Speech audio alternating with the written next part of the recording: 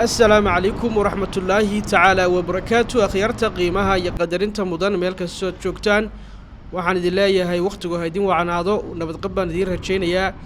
galabta waxaynu nimi wadadii weyneed ee masalaha ee magaalada Hargeysa ayaynu nimi oo aynu balsoo eegi doonaa jawiga iyo dhaqdhaqaaqa wadadaasi ka socda galabnimadan maanta waa casar dheer weeye mar dhaweyd baa laga baxay salaadii casar sadkaarkaysan dhaqdhaqaaqa magaalada wadada oo aan jaan badan lahayn cadceeduna waa ay dheer tahay waxaynu ka bilaabi doonaa socdaalkeena halkan baynu ka bilaabi doonaa waxa weeye deyrkan waxa weeye waa wadadii deyrkeedii hotelka Ambassador weeye waxa ay kaabadani ama aynu dhinac marayna ay ku jeedaa wadada dhankeeda shisha waxa mara oo waxa weeye waa wada la dalacay waxayna gashaa hotelka Ambassador sadarkaysan baabuurka caadi haariyarka ay waxa uu ka soo baxay hotelkan Ambassador buu ka soo baxay waxaynu ku gaari doonaa ilaa iyo xagga hoose ayaynu gaari doonaa oo aynu socon doonaa inagoo eegi doonaa meheradaha ganacsiyada dhaqdhaqaaqa wadada kala duwan ee ka socda galabnimadan maanta baynu eegi doonaa halkan aynu marayno waxa weeye wadada dhinaceeda weeye wadada uma dhawin wadada runaantii waxa weeye wado aad iyo aad u ballaaran oo ay baabuur fara badan ay isku weydaaran karaan walow wadada ay xagga hore ka dhuubanayso oo xaggan sare ay u ballaaran tahay marka dusha loo soo baxo haddaba akhyaarta qiimaha badan muuqaalka lay ku dhufta sidoo kale commentiga iyo faalada nala wadaag wadadani wadooyinkii waxay ka mid tahay wadooyinka magaalada Hargeysa ugu fiican walow dhanka ay dadweynuhu maraan ay aad loo xumeeyay oo shirkadii samaysay aad u xumaysay maxaa yeelay meelaha qaar ee wadooyinka ee wadadani dadweynuhu ay marayaan oo hadda aan dul marayo anigu way jajaban yihiin ama waa la kabkabay oo waa la nabnabay run ahaantii qaybtaas shirkadii dhistay aad bay ugu guuldareysatay inay wanaajiso ay qurxiso halka hadda aynu ku haynaa waa meherad weyn oo laga dhigo doono supermarket baa laga dhigi doonaa dhawaan ayaa dhismaheedan waa hadda u socdaa dhawaan baa la furi doonaa dhagaxaantan waxaa iska dhigtay shirkadda ama dhismaha la sameynayo waxay diidaysaa inay parking ay baabuurtu ay ka dhigtaan sida dhanka kale haadka shishe kale ay uga dhigtaan waana mushkilad jirta akhyaarta qiimaha badan inay baabuurtu ay wadooda dhinaceeda ay parking ka dhigtaan oo waxyaabo dadweynuhu dhibaatooyinka badan ee caasimadda haysta weeye walow halkan meheradahan xagga ku soo jeeda ay wadadu dalacan tahay oo bartan la marayo ay xidhay baabuurtii wax ka iibsan lahaa meheradahaas waana caqabadihii ugu horeeyay ay wadadana ku keentay ganacsiyada ku soo jeeda wadadan qabata airportka meheradaha qaarkood ayaa halkan la marayo in hadda dul marayo iska yareeyay oo gaabiyo oo gabi ahaanba jajabiyey markii dambena dib u hagaajiyey si ay baabuurta iyo macaamiisha u imanaysa ee baabuurta wata ay bartaasi u soo galaan sidoo kale marka ay alaabooyin ka roganayaan ay meherada baabuurta u sida meherada ay bartaasi soo galaan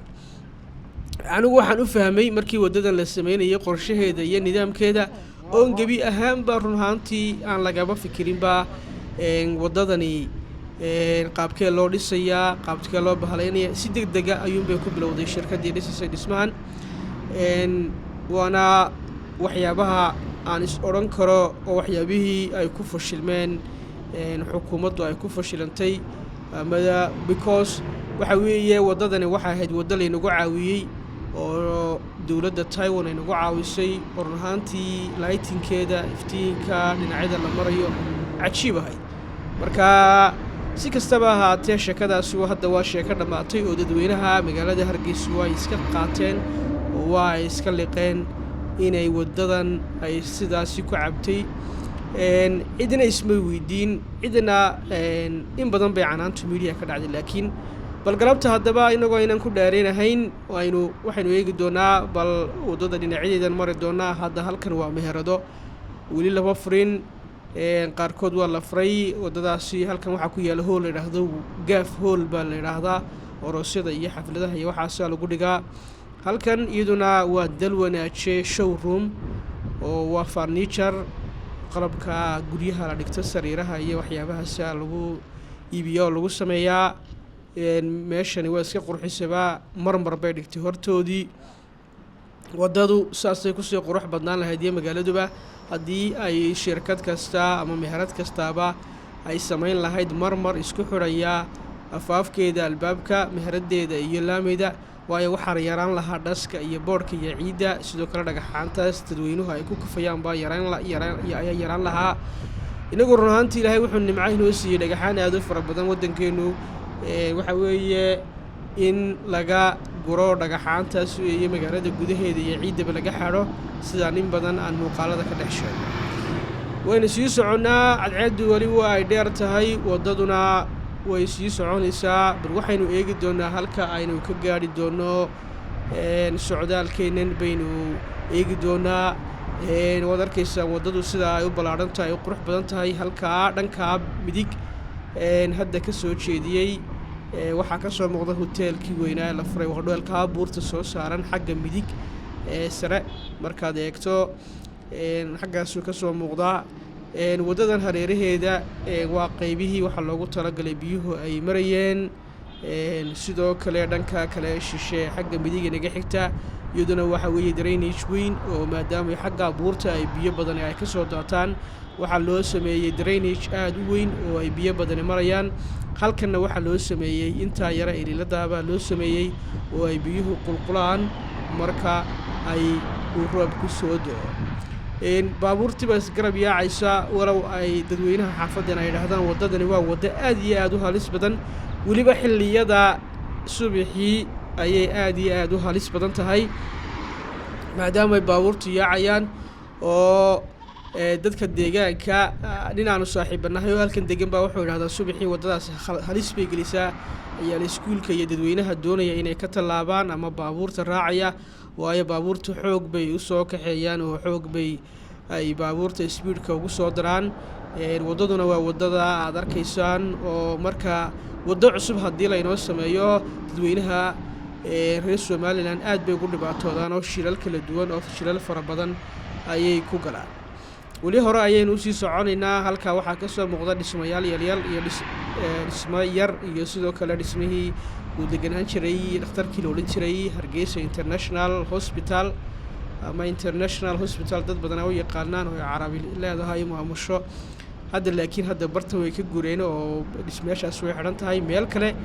ayay dhisteen oo xagga iyo dusha sare ee maslaxa weli akhyaarta qiimaha badan waxaynu dhex mushaaxaynaa muuqaalkeennii oo aynu galabta ku soo booqonnay aynu ku nimi waddada weyn ee maslaha eerboodka toosu gasha haddaanad muuqaalka weli lay ku dhufan lay ku dhufo sidoo kale faaladana nala wadaag haddii rabbi ogolaado saacaddu hadda waxay sheegaysaa 4:25 ayay sii maraysaa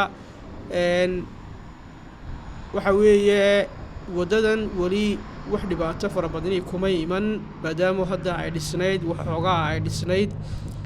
dhanka waddada ay baabuurtu marayaan waa saxdii san hore u sheegnay laakiin dhankan dadweynuhu ay marayaan baad moodaa inay soo yaro jajabayso oo ay soo daciifayso maadaama oon markii hore ayaan odhan karaa aan si fiican loo samayn birihii leydhka ayaa iyaguna lagu sameeyey oo habeenkii iftiin fiican bay waddadu leedahay oo aad maalmihii hore iftiinka ka xumaa laakiin hadda iftiinkii waa loo dhammaystiray oo hadda iftiin fiican bay leedahay waddadu meheradaha ku soo jeedaa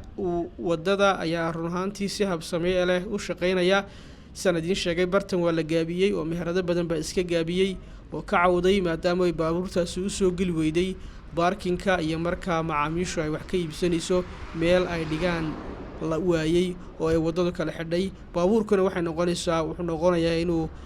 waddada bartankeeda uu dhigo halkaasina ay khatar badani ka iman karto oo ama baabuur kale oo waddada maraysa ay ku dhufanayso ama qofka baabuurka dhigaya uu naftiisu ay halis geli karto hadda waxayna dhaafay basaskii usoo kacayay dhanka maslaha waxay ka imanayaan dusha xagga hoose ka imanayaan ee suuqii hoose waxay u soo kacayaan xagga sare halkii markiibay ku dhammaanayaan aynu kasoo bilowna muuqaalka saan muuqaalkii ka horreeyey idinku sheegay waa la jabiyey basaska u baxaa degmadan maxamuud haybe iyo degmada maxamed mooge oo 1500 oo shilin baa laga dhigay hadda halkan waxaynu hormaynaa supermarket la yiraahdo Cabdicadde supermarket oo weli aan si official loo furin laakiin intaan arkay meheradaasi weli lama furin halka waxa ay nooga soo muuqataa boorka weyn dibadiisa meherad kale oo la yiraahdo social cafe waxa weeye waa cafeteria weeye waa meeqaayad laga shaaheeyo oo laga cunteeyo weeye wad arkaysaan in social cafe ay ku qoran tahay haddaba akhyaarta qiimaha badan bal waxaad ka warantaan galabta jawigii wadada aynu ku soo marnay haddii aad soo martay intii aad wadada la dhameeyay haddaad wadanka joogtay haddaad ka maqantayba bal nala wadaag wixii tala iyo tusaale aniga waxaa ii muuqday oo kaliya galabta in meelaha dadku ay maraan ay